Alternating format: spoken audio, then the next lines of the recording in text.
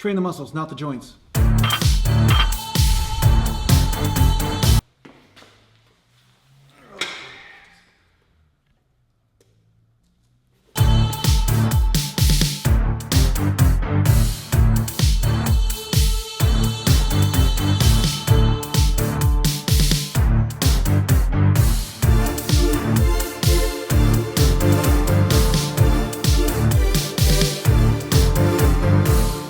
Welcome back to Natural Gallant Bodybuilding, and this is part 3 to pushing your limits, and this is actually day 2. So this is the day after I did the workout that you saw yesterday. And today I'm going to train some chest, back, traps, and shoulders.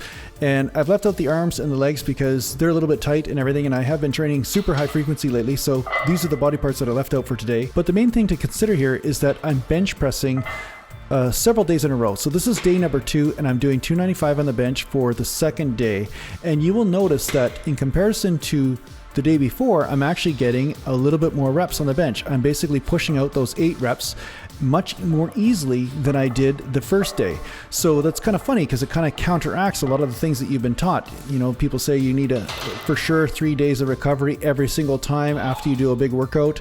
But the fact is that I found that sometimes by doing a movement 2 days in a row, even though both days are heavy, I actually gain strength, which means that my coordination went up mainly. That's really what happens. And sometimes you get a little bit of glycogen storage as well as a little bit more of that springiness and tightness to the muscle, which helps contribute to overall strength. So yeah, I'm going to be doing the bench presses as well for another day. The next day, I'm also going to do 295 on the bench and show you how I make decisions of whether I stay heavy or whether I go lighter or not, or whether I just take a break from the muscle. So you're going to see this in the next part. So there will be a part 4 to this video. Okay, so just so you can see the whole process of how this unfolds as I'm training my overall body.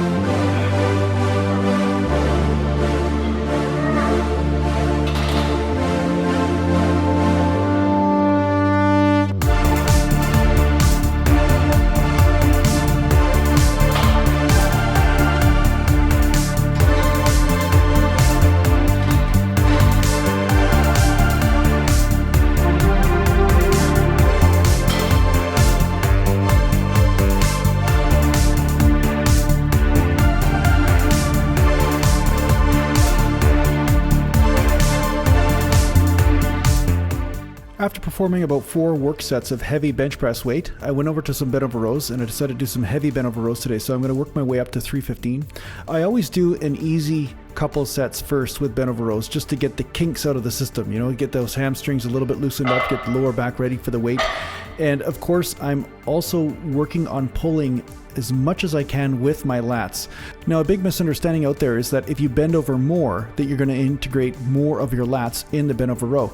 Now, you may get a little bit more of a stretch in the lat, but because the lower back starts to play a much bigger role, meaning that the lower back will hit failure at a much faster rate, you may start to notice that your upper back actually doesn't even get hit compared to your lower back. So you want to find that perfect range. Dorian Yates was an expert in this, where he basically used the perfect angle so that way his lower back wasn't the weak link in the chain, and he could handle a lot of heavy weight and then pull to the waist with that bar. And that way you're going to really hit a lot of lat and get a lot of trap development as well.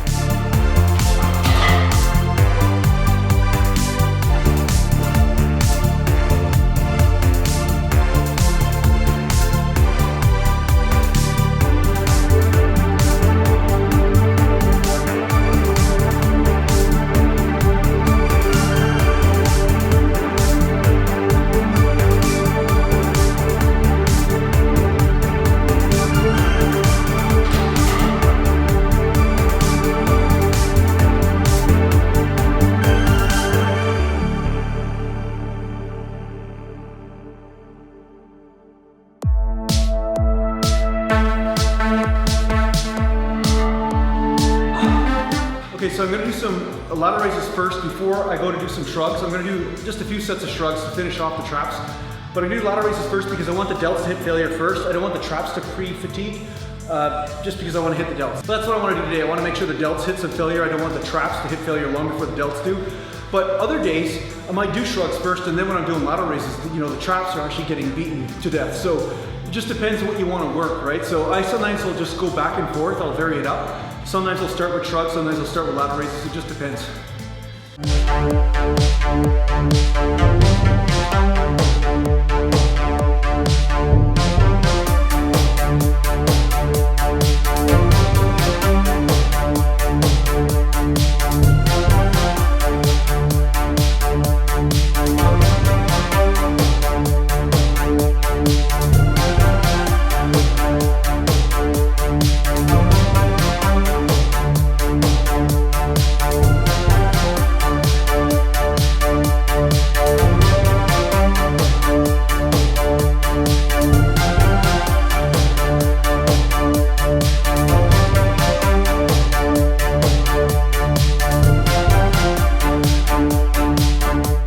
Using lightweight with this, just an isolation movement, so I just want to get that feel in the side delts. I don't really feel like it's necessary to use super heavy weight with lateral raises, right? So, not that I have never done it, but I find that I've done enough heavy work today, so I just want to stick with light.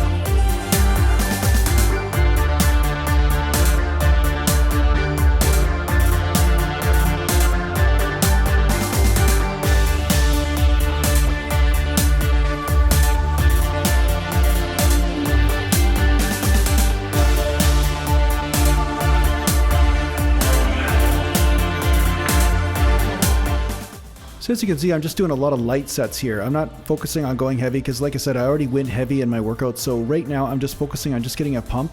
And I don't mind keeping the arm slightly bent because I am trying to get a little bit of an external rotation thing happening to hit the rotator cuff muscles. So again, this is just a different variation of the side lateral raise. There's many different variations, one where you keep your arms totally locked and everything, but I find when I keep my arms totally locked straight and come straight up to the side, I find that's harder on the joints and stuff. And that could be because of the hockey injuries and stuff that I have incurred. You know, whenever you have a slap tear or any type of tears in the labrum in the joint and stuff, it will change the way your shoulders move. As long as you find out what puts the most amount of tension on the muscle with the least amount of tension on the joint, you'll be fine. So it's okay to cater these movements just a little bit towards your own history. That's the one thing that you got to remember.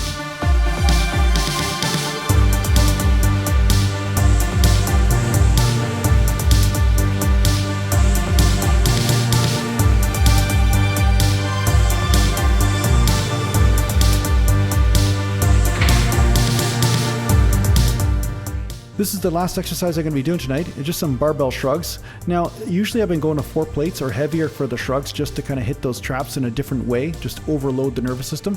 But tonight I just decided to stick to 315 because it just seemed to feel like the right weight to use. I didn't feel like overloading with the weight again because I have been doing some heavy squats on multiple days and Romanian deadlifts and all that kind of stuff. So I just felt like 315 was a sweet spot.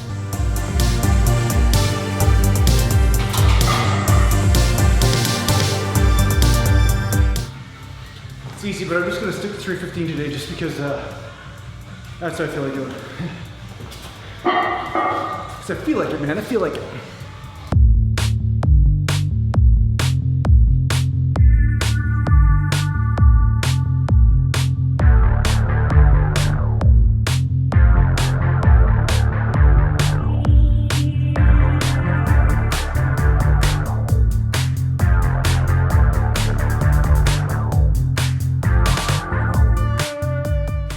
Now, it's been quite a long time since I've done high rep shrugs, so I thought this might be an opportunity for me to just do more reps, such as 20 reps or more, just to get a different type of burn and a different type of pump in the muscle. So it's really important just to mix things up, just for the sake of trying things. It's not like I don't like the 4-plate shrugs more. I actually do. I feel like I get more of a stretch, more of a tearing in that trap. But at the same time, it's good to go beyond your comfort zone and try new things and try those high rep sets once in a while, just to see how your body responds, because you never know. Sometimes your body responds in just the weirdest ways, and sometimes things that you think would never make you grow actually give you the results.